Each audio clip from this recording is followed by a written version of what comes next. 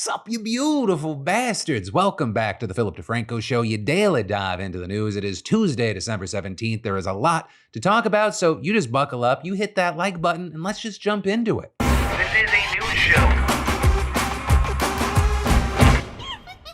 CNN just got caught spreading what is quite literally fake news. I'll explain, right? So this actually begins with a story you may remember from last week with CNN reporter Clarissa Ward searching for the missing American journalist Austin Tice in Syria. But instead of finding him, she found a padlocked jail cell in Damascus with a rebel guard, then busting it open, revealing a man who identified himself as Adel Harbal, a civilian abducted by the regime from his home. I'm a civilian, he says. I'm a civilian. He tells the fighter he's from the city of Humps and has been in the cell for 3 months. Mike. Okay, it's water. Okay. Thank God you are safe. Don't be afraid, the fighter says. You are free. After 3 months in a windowless cell, he can finally see the sky. Thing is, right, with all of that, no, it turns out that guy's not just some civilian. Instead, he was a former Air Force intelligence officer for Assad's regime. His real name is apparently Salama Mohammed Salama, and you can see him wearing military apparel in this photo. The self-described Syrian fact-checking website Verifies Psy first discovering the man's true identity on Sunday and calling out CNN, with them citing local residents who claim that Salama managed several security checkpoints and was involved in theft, extortion, and coercing residents into becoming informants, with him also reportedly participating in military operations in 2014, killing civilians, and was responsible for detaining and torturing numerous young men without cause or on fabricated charges. And with this, it's not clear exactly why this man was in jail when he was found, but you had locals telling the website that he was there for less than a month because of a dispute over profit sharing from extorted funds with a higher ranking officer. Also, some are saying it's not that surprising this guy wasn't who he said he was. Even before the truth came out, people online pointed out things in the CNN video they said didn't feel like it made sense, like how he didn't appear to flinch or blink upon supposedly seeing sunlight for the first time in 3 months, or how he seemed clean, well-groomed, and physically healthy. And so now what we've seen is CNN correcting their reporting, corroborating the main point, though not all of the details in the Verify Psy report by interviewing local residents, as well as by using facial recognition software to match the man's military photo to the jail footage with over 99% certainty. But with this, if you read CNN's update, they make it sound like they just simply did their due diligence, pursuing more information about the man after the original report on their own, rather than, posting the story and then checking on things after getting called out for it. But while you obviously had a bunch of people dunking on CNN for this, others came to the reporter, Clarissa Ward's, defense, with one of those even coming from places like Fox News, with the network's chief foreign correspondent Trey Yingst writing, "The attacks against Clarissa Ward are unfounded and ridiculous. She is an honest and professional journalist," with a number of people saying it's a standout response, not only because he's a part of Fox News, but because he himself went searching for Austin Tice in Syrian prisons as well. But, with all of that said, as we're seeing all these reactions play out, I gotta pass the question off to you. What's your reaction? But then, unfortunately, we need to talk about how a teen shooter killed 2 people at the pre-K through 12 Abundant Life Christian School in Madison, Wisconsin yesterday. With reports initially claiming that at around 11 a.m., a second grader at Abundant Life called 911 to report a shooting, with officers then dispatched. But you had police clarifying today that that wasn't entirely correct. It was actually a second grade teacher. But anyway, within minutes, the first officers rolled up, and by 11:05, they reported that the shooter was down and a gun had been recovered. With it then later reported that the evidence suggests that the shooter took their own life. Then by 11:30, you had officers and bomb-sniffing dogs clearing the building, and the injured had been taken off to the hospital, which on that note, 6 were injured, 2 of which were students that as of this morning are in critical condition. And outside of the shooter, 2 people have died, with one being a teacher and the other a student. And all of this is we still do not know the identities of the victims while the police inform their families. But with that said, we've slowly been getting a clearer picture of what happened thanks to updates from the local police chief, Sean Barnes. Yesterday, we learned that the shooter was a 15-year-old girl and a student at Abundant Life, and that the shooting was confined to a study hall with a mix of students from different grades. Also, reportedly, the gun used was a 9mm handgun, and the ATF is currently trying to figure out exactly where it came from. And this is the Madison police are investigating the shooter's parents, who are reportedly cooperating, with the police specifically looking at whether the parents owned the gun that was used in the shooting. And Barnes saying, "We also want to look at if the parents may have been negligent." And that's a question that we'll have to answer with our district attorney's office, but saying at this time, that does not appear to be the case. Now, as far as the motive, that still is officially unclear, though the shooting was reportedly planned in advance. With, for example, CNN saying that a source told them that the shooter had been struggling, which she expressed in writings that the police are currently reviewing, which was also confirmed by Barnes this morning, who said, "We've been made aware of a manifesto, if you want to call it that, or some type of letter that's been posted by someone who alleged to be her friend. We haven't been able to locate that person yet, but that's something we're going to work on today." Now with this, the community there has obviously been hit very hard, right? They've planned a candlelight vigil for tonight. A memorial has started to take shape outside the school. We've also seen news outlets interviewing members of the community, with one mother saying, "It's sad, to be home and then somebody call you and say your kids school in lockdown and shooting, and you didn't know where they are. And thank God they were safe. But the trauma, it's a lot, because I'm sure they lost friends and teachers, which is not okay. And I don't think they will be okay for a long time.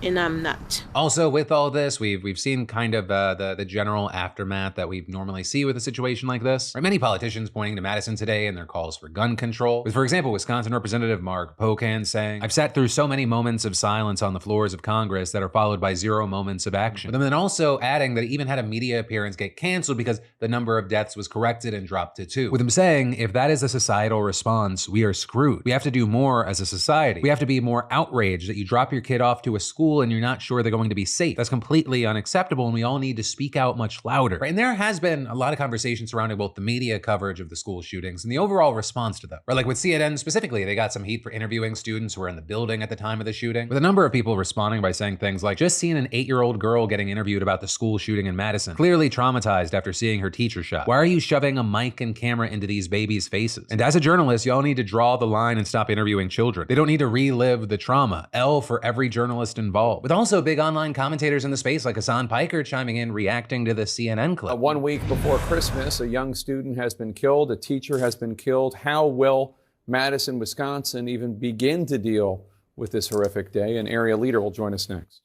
Dude, this is wild stuff. I swear. It's always like, it's just so commonplace. It's just so commonplace at this point where it's like we have streamlined the coverage. We've streamlined the coverage immediately. With him then later adding, now we have like additional industries tasked with, designed with the purpose of extracting some kind of profit out of tragedies like this. And yet we always seemingly find a reasonable market solution. And that doesn't mean that we're actually eliminating the problem. It's never about eliminating the problem. It's about trying to triage and I guess like stop the bleeding by, making more money. Yeah, one man's tragedy is another man's opportunity. Right, and he's not alone there. Many have taken issue with people seemingly trying to profit, whether monetarily or with attention from this shooting specifically.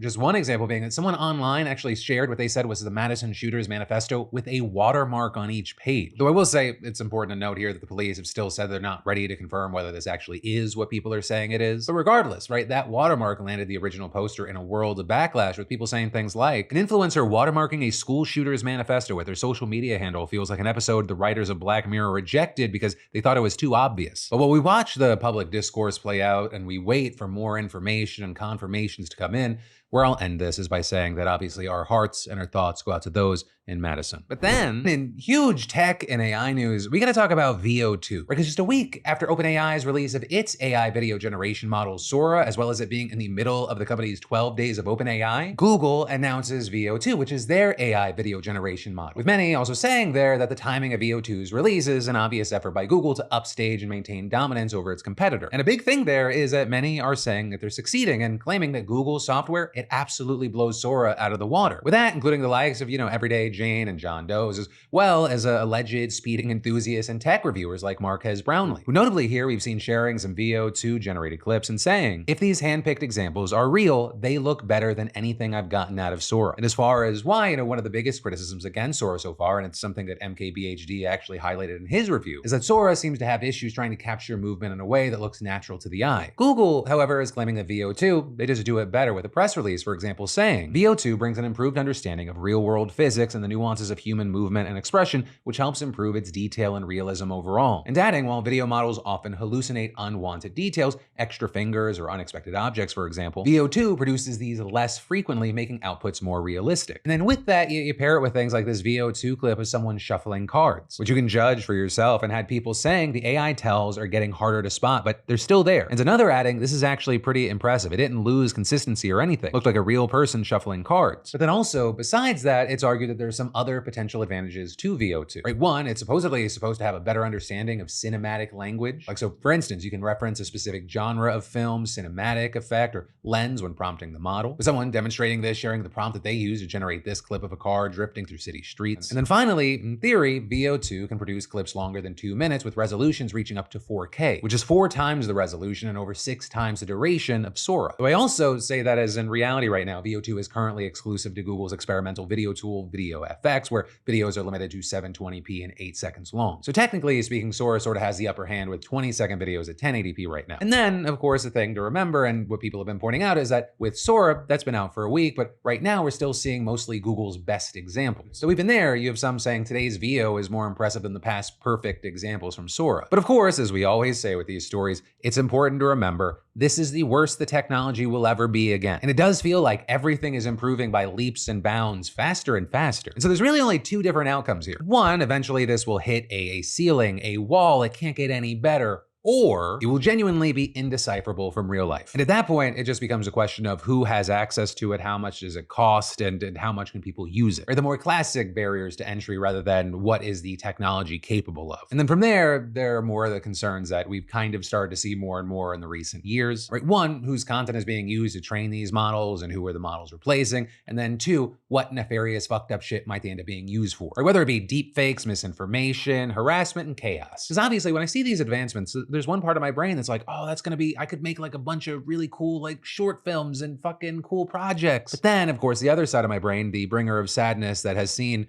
the evolution of the internet over the past 2 decades, it's reminded that the worst is gonna come out of people. Every advancement is a weapon in the wrong hands, especially when the guardrails aren't there or fully thought out and everyone's just trying to do shit as fast as possible. But then, taking a quick break from the news, how many of you kicked off 2024 promising to finally turn a passion project into profit? Launch a business or a lucrative side hustle or side hobby? Because for me, I'd been wanting to launch a book club forever, and that procrastination recently ended thanks to our friends and sponsor over at Squarespace. In less than an hour, DeFranco's book club was born. And Squarespace has the tools that you need to do whatever, to create and/or showcase and/or sell content, courses, or products, physical and digital, all online. You just simply upload and customize your content with a powerful Fluid Engine editor, and you add a paywall if you want, you set the price if you want, or just leave it open. Right? It could all be about free showcasing, or you could charge a one-time fee, sell subscriptions, and if you need a starting point for any of this, they've got a ton of stunning professional templates with drag and drop editing that makes site design incredibly simple, no coding required. Squarespace, they've been a trusted partner of the PDS for years, and I can honestly say it's a breeze. We even leverage Squarespace for our very own daily newsletter, The Daily Dip, where tens of thousands of you beautiful bastards keep up with our coverage in your inboxes, take part in daily polls, giveaways, and now you can even get the PDS show notes with sources over there. So, hey, kickstart your own digital space today with a free trial at squarespace.com/Phil or scan the QR code on screen. Don't forget to use code Phil for 10% off when you're ready to launch. That's squarespace.com/Phil. But then we should talk about TikTok, because we have almost exactly 1 month until it could be banned in the United States. And with that, yesterday we saw the company ask for the Supreme Court to stop this. Right? Because at the center of this, you have the Protecting Americans from Foreign Adversary Controlled Applications Act, which would ban the platform unless it's sold to an American company. Something that was passed by Congress and signed by Biden and is slated to go into effect on January 19th, which is the day before Donald Trump moves back into the White House. And what we've seen since it was signed by Biden is that TikTok has thrown a lot of different challenges at the wall, and yesterday it barked up SCOTUS' tree, with their filing saying the act will shutter one of America's most popular speech platforms the day before a presidential inauguration. This, in turn, will silence the speech of applicants and the many Americans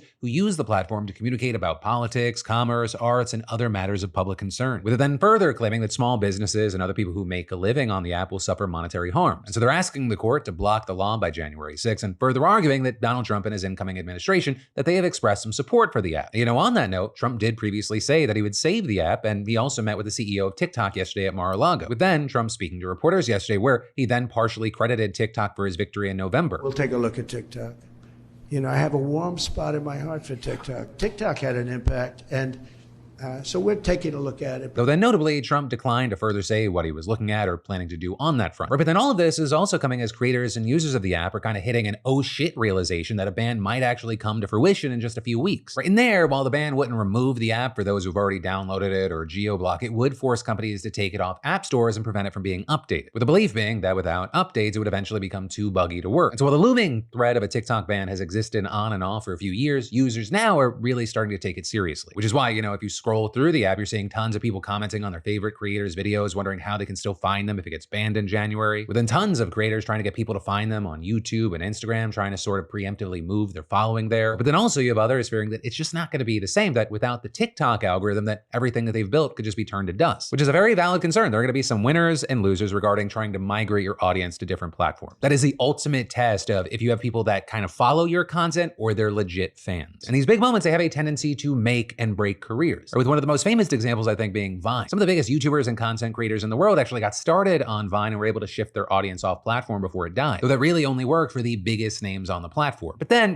going back to TikTok, there's a question of, where are any potential battles standing right now? And there, we've seen a US Court of Appeals already rejecting one of TikTok's challenges. But then there's also, as the New York Times is saying, that there is a chance that SCOTUS will see it differently, though we don't really know for sure. Explain it. The court has shown keen interest in recent terms in the application of free speech principles to giant technology platforms, though it has stopped short of issuing definitive rulings. And so for now, over the next month, we will likely see creators scrambling as the app hangs in this weird limbo. But with that, I'll say this, 2 creators out there. 1, to the TikTok creators out there, you should definitely be trying to move people off platform to any and all platforms. But then also 2, for every creator, you should always be doing this. Or you never want to have all your eggs in one basket. Algorithms change, people get deplatformed, shit happens. Be an infectious disease, be everywhere. It's part of the reason you can find this show and or clips of it on pretty much every social media platform except Blue Sky and X, but that's because I'm lazy. But then it's also why we have things like, the text line, 813-213-4423 for people in the United States and Canada, as well as why we have the Daily Dept newsletter to go straight into people's mailboxes. It's just another version of hope for the best, plan for the worst. And then, so you may not know this, but having your asshole visually inspected is not, or rather should not be, a part of every single arrest a cop makes. Yet apparently, if you headed just north of New York City to the suburbs of Mount Vernon, that was a guarantee for years. We now know that thanks to the Department of Justice wrapping up its investigation into the Mount Vernon police and releasing their findings. And the top line here is that the department performed strip searches and or cavity searches on every single person it arrested until at least October of 2022, a practice that the Department of Justice called a gross violation of the Fourth Amendment on an enormous scale, with the DOJ also saying that the officers performed strip searches on people they didn't even arrest, as well as when they even had no reason to believe that the person had drugs or other contraband. And in fact, several people said that officers had searched them repeatedly even when they had been in custody and under police observation at all times between the searches, with the report also detailing one case that it said was emblematic of the department's shortcomings. Right in there, you had 2 women, ages 65 and 75, arrested during a traffic stop on suspicion of buying drugs. When the cops searched the car, they didn't find anything, and so they took the women to the station for a fully nude strip search, where, according to the report, the pair were told to bend over and cough. But once again, no drugs were found, and a later internal probe found that the cops had actually lied about the women buying drugs. And so then, as far as their punishment, they got a few less vacation days. So shit like that just reportedly kept happening until at least 2023. And although the department curtailed the practice while the DOJ investigated, the investigators still concluded, we are not confident that these practices have ended. Right, but also, that was just the strip searching stuff. There were also more garden variety civil rights violations covered, hitting on things like arresting people without probable cause and necessarily escalating minor encounters and overusing tasers and close-fisted strikes. But apparently, that last one happening to people who had already been taken to the ground, were controlled by many officers, or were already restrained. Now with all this, right, going to the other side, in response to this, we've seen the city so far seeming relatively receptive to working with the DOJ on reforms, with, for example, Mount Vernon's mayor saying in a statement, "We have never run from this issue. We wholeheartedly support our good officers and at the same time will not tolerate and will punish unconstitutional policing." And to their credit, the police have taken some steps since the probe first opened. Like, for example, working to equip all officers with body cameras and less lethal weapons, as well as revising their policy on strip searches and offering training on the practice. But again, some say that it's also doubtful whether a few immediate policy changes can fix the deeper rot at the department. Or because this report notes that it suffers from financial mismanagement, which makes all the other issues worse. Right? So, for example, if you can't pay good salaries, you can't attract and retain quality officers. And this, on top of it making it much harder to train staff and pay bills. And this also, as it's important to remember, this is just one of about a dozen investigations into police agencies across the country happening right now. And then we need to talk about Donald Trump wanting to privatize the US Postal Service. Because since Donald Trump won the election, there's been speculation about whether he might try to take the USPS private. And yesterday, he publicly confirmed that this is on the table. Well, there is talk about the Postal Service being taken private. You do know that. Not the worst idea I've ever heard. It really isn't. You know, it's a lot different today with between Amazon and UPS and FedEx and all the things that you didn't have.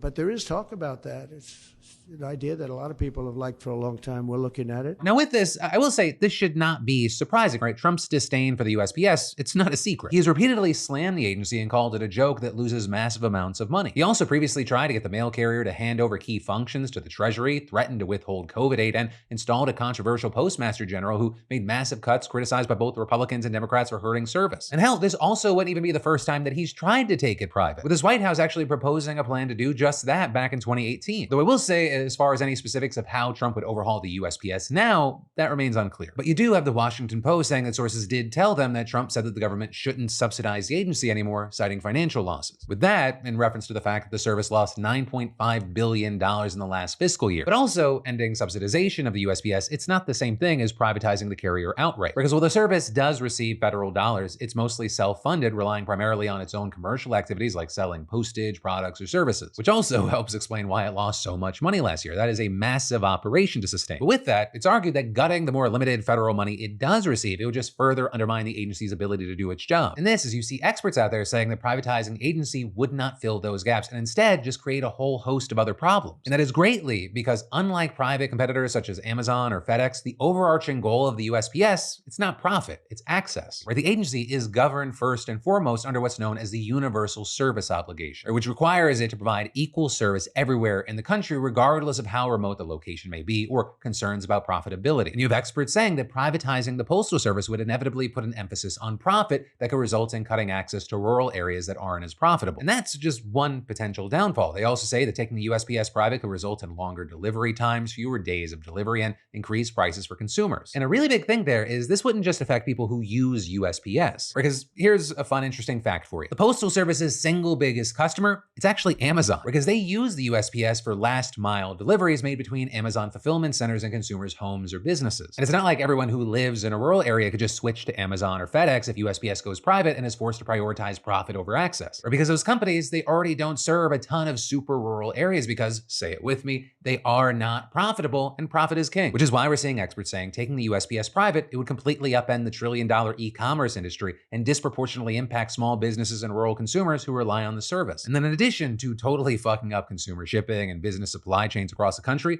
experts are saying that privatizing the nation's mail carrier could cost hundreds of thousands of federal jobs. But we'll have to wait to see if this happens or if it's doomed on arrival. Right? And that, because in part, any attempt to privatize the USPS or even just ending its universal service obligation would likely require an act of Congress. But then also, I'm just fascinated to see how all this would play out. Right? And that is in part because the people who would be most affected by this, to understand everyone would be impacted, would be those who live in rural districts who vote for Republicans at a higher margin. But of course, that requires us getting to the finding out part after fucking around. And currently, it is unclear if Trump could get enough support to actually do this, especially because his previous attempt in 2018 broadly failed to gain traction. But new times, new Congress, new vibes, especially because there are still other ways that he could gut the agency without taking it private or needing the consent of Congress. Right? He could cut off the agency's access to loans from the Treasury Department, which is something that the administration attempted doing during the first term. Beyond that, people who will work on the Department of Government Efficiency panel led by Elon Musk and Vivek Ramaswamy, they've also reportedly been having conversations about major changes to the Postal Service. With this also seeing Musk voicing support for privatization on X. But again, this is any proposed cuts the Doge Commission recommends would likely have to be approved by Congress. But we'll see what happens. January 20th is just around the corner. Then, taking a quick breather from the news, I've got a great gift idea for anyone in your life who hasn't quite understood yet how important cybersecurity really is. Because the fantastic sponsor of the PDS, NordVPN, is the gift of peace of mind, both for you and the recipient. I use NordVPN to keep my digital life secure, but let's be real, it's also amazing for streaming content from all over the world. And on top of that, it's cool knowing that NordVPN helps make sure that information stays open and accessible everywhere. With NordVPN enabled on your devices, your data is encrypted and flows between the device and Nord secure servers. So whether it's a cyber criminal intercepting your data or a state actor attempting to block you, Nord keeps you protected. And did I mention one account covers up to 6 devices? And they prioritize your privacy with a strict no logs policy, meaning that they never track, collect, or share your information. Plus, the kill switch feature ensures that your data is never exposed. So what a great way to protect your loved ones with gifting NordVPN. And all you gotta do is go to nordvpn.com/Phil and you'll get a huge discount on a 2-year plan plus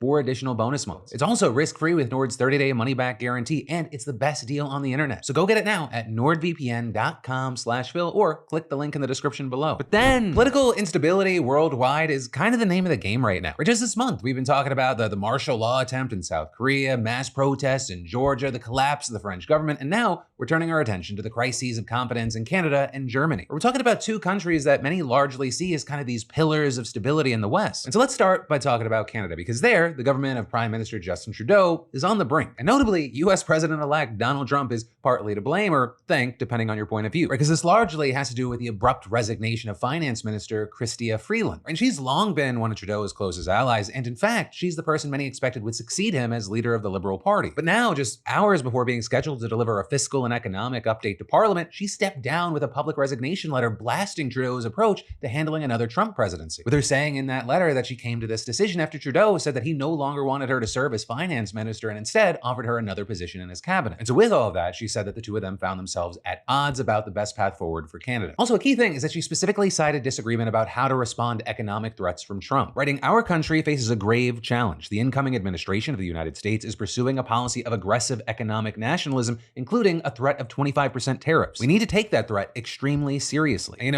speak of the devil, Trump himself responded to Freeland's resignation, writing on social media, "Her behavior was totally toxic and not at all conducive to making deals which are good for the very unhappy citizens of Canada. She will not be missed." With Trump then also insulting Trudeau as the governor of Canada, which is a quip that he's been making the last week when joking about Canada becoming the 51st state. And with all this, the hits have just kept coming for Trudeau. Right? I mean, just today, right, a day after Freeland's resignation, his party lost a special election in the western province of British Columbia, which was a wild loss because that was a seat that they had won with 39% of the vote in 2021. And their party is now only getting 16% compared to the Conservative Party's 66%, which is also why you might not be surprised to learn that the pressure for Trudeau to resign is now at an all-time high. And this is a guy who's been in power for 9 years now, and his approval rating has plummeted from 63% when he was first elected to 28% in June of this year. Not to mention, at least 7 members of his own party have publicly called for him to step down now, with more reportedly having done so in private. But whether he resigns or not, his days probably are numbered because Canada's next federal election must be legally held by next October. With it also possible to happen earlier than that if Trudeau calls for one or if lawmakers trigger a no-confidence vote. But really, whenever it happens, unless something drastically changes in the world or specifically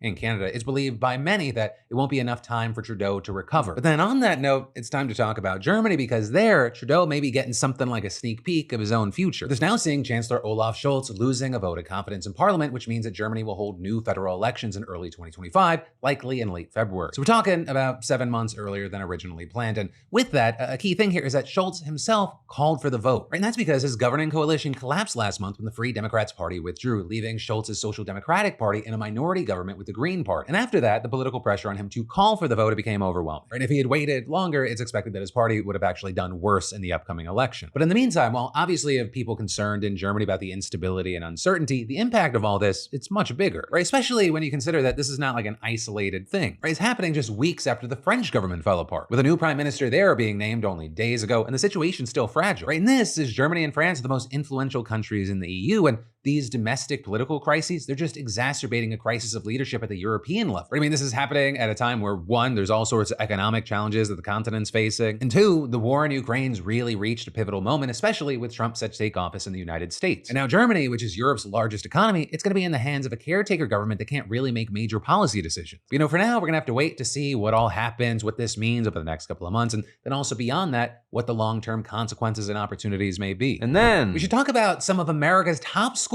running an illegal monopoly that costs 200,000 students over $685 million extra to get their education. Or rather, at least that is what lawyers claimed yesterday as part of an ongoing case that stretches back to 2022. And at the center of the suit are accusations that schools like Georgetown, Notre Dame, University of Pennsylvania, MIT, and others price-fixed admission costs by placing too much emphasis on a student's ability to pay, leading to artificially higher prices for those who are relying on financial aid. The really wild thing is that some of the price fixing is at least superficially legal. And so the schools had formed a group called the 568 Presidents Group, named after a 1994 exemption to antitrust laws that let schools collaborate on financial aid as long as they used need-blind admissions, which is really just a different way to say that schools were required to consider applicants regardless of their income or financial status. But the schools allegedly did the opposite in many cases and sometimes gave preferential treatment to those from rich families. With, for example, the suit alleging that Georgetown University's then president would allegedly make a list of about 80 applicants with the words "please admit" written at the top every year. And this list had information about their parents' income and past donations. However, it would often lack their transcript or anything else you'd normally associate with applying to a college. With the suit saying similar things also happened at MIT and Notre Dame, with it pointing to a pattern of considering income when admitting students in direct violation of the law. And the schools considering income, that is a major deal for this lawsuit because if they did, then they automatically don't qualify for the antitrust exemption on financial aid pricing and would be super screwed. So again, it said that the ability to pay more for a school up front was a major factor in who is admitted to a school, raised the prices, and caused those on financial aid to pay more out of pocket themselves. So in the end, this allegedly made the schools cost that $685 million extra for low and middle income students who claim that they should have been given more aid. With this, it's not shocking that a big motivation for considering how much a student's family had was the hope that that would lead to more endowments. Reportedly, there's evidence that it may have worked, as the endowments these schools got from 2003 to 2022, they skyrocketed to over $220 billion. And seemingly, this case has some legs, as the plaintiffs have had some success so far with this suit. Initially, 16 schools were part of the lawsuit before a 17th was added, but 10 of the schools have since settled to the tune of $284 million so far. Though, as we often see with settlements, there is language of admitting to no wrongdoing. So as far as the money, that'll be added to a pool that will eventually be paid out to the 200,000 students affected across every school, not just those from the 10 that have settled. Right, and all of this is Cornell, Caltech, Georgetown, Johns Hopkins, MIT, Notre Dame, and Penn are still fighting the suit. Though I will say, fighting could be really risky since this is an antitrust case, and thus